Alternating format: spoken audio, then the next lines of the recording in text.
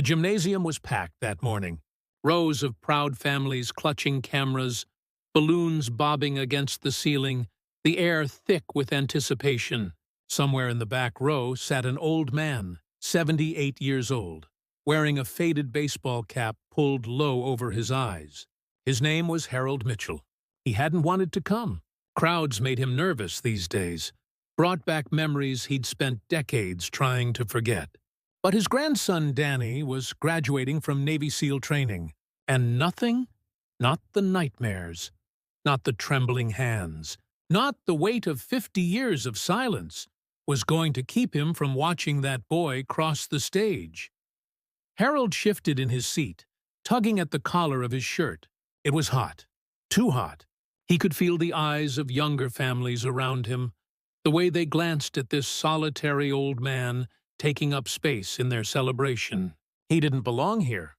That's what their looks said. Just some random old guy who wandered in. But he stayed. For Danny. Always for Danny. The ceremony began. Speech after speech. Harold barely listened. His mind was somewhere else, somewhere darker. A jungle. The sound of rotors. Screams that still echoed in his sleep. He'd been 19 when they dropped him into Vietnam. 19, terrified, and convinced he'd never see 20. But he did see 20, and 30, and 50. He survived when so many didn't. Carried that guilt like a stone in his chest every single day. Then the names started. One by one, the graduates marched forward in their crisp uniforms, shaking hands with the commanding officers, receiving their tridents. Harold's heart swelled despite himself. These kids had no idea what they were getting into. But they had each other. That's what he told himself. They had each other. Daniel Mitchell. Harold's breath caught. There he was, his Danny. Tall, strong, eyes blazing with pride. The boy whose diapers he'd changed when Danny's father couldn't handle the responsibility. The kid he'd taught to ride a bike, to throw a punch, to stand up for what's right, even when the world pushed back. Harold felt tears sting his eyes and quickly wiped them away. Don't make a scene, old man. Just watch. Just be proud. But then, something happened. As Danny approached the stage, the SEAL commander, a man named Richards, decorated, intimidating, the kind of man who'd seen combat in 3 continents, stepped forward to shake his hand. Standard procedure.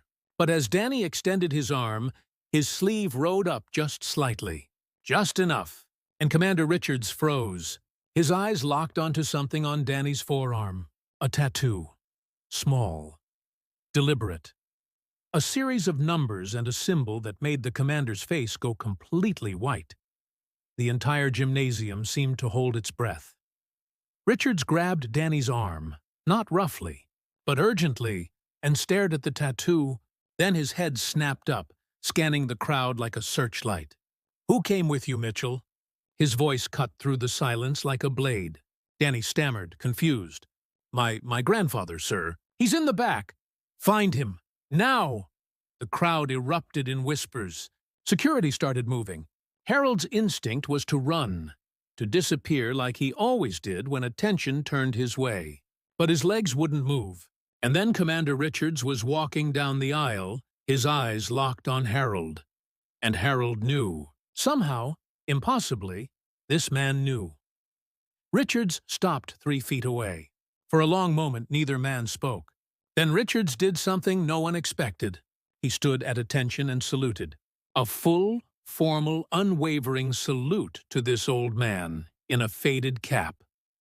"Sir," Richards said, his voice shaking now, "do you know what your grandson has tattooed on his arm?" Harold's throat was too tight to answer. "It's the call sign and coordinates of Operation Blackbird. February 1971. I know because my father was there. Marine Corps, pinned down by enemy fire for 11 hours. He and 14 other men were going to die that night. They'd accepted it, made their peace.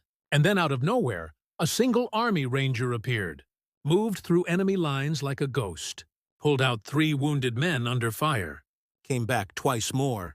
My father said the man wouldn't give his name, just a number tattooed on his shoulder. The same number that's in your grandson's ink. The same number that's in every military database as belonging to Sergeant Harold Mitchell. The ghost of Blackbird. The gymnasium erupted. Not in whispers now, in applause.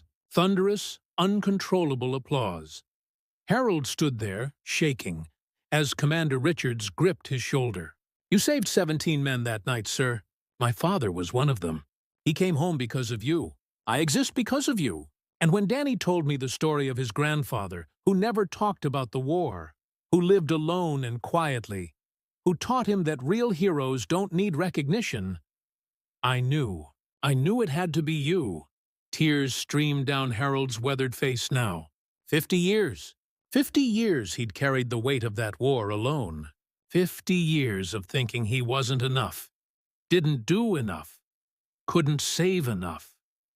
Danny appeared beside him, wrapping his arms around his grandfather. You're my hero, Grandpa. You always have been. That's why I got the tattoo. So I'd carry you with me. So I'd remember what real courage looks like. And in that moment, surrounded by strangers who now saw him, really saw him, Harold Mitchell finally let himself believe it. He was enough. He always had been. Not because of medals or recognition, but because he showed up. Because he did what needed doing when it mattered most. The old veteran had come just to watch. But he left knowing he'd been seen. And sometimes being seen is the greatest honor of all.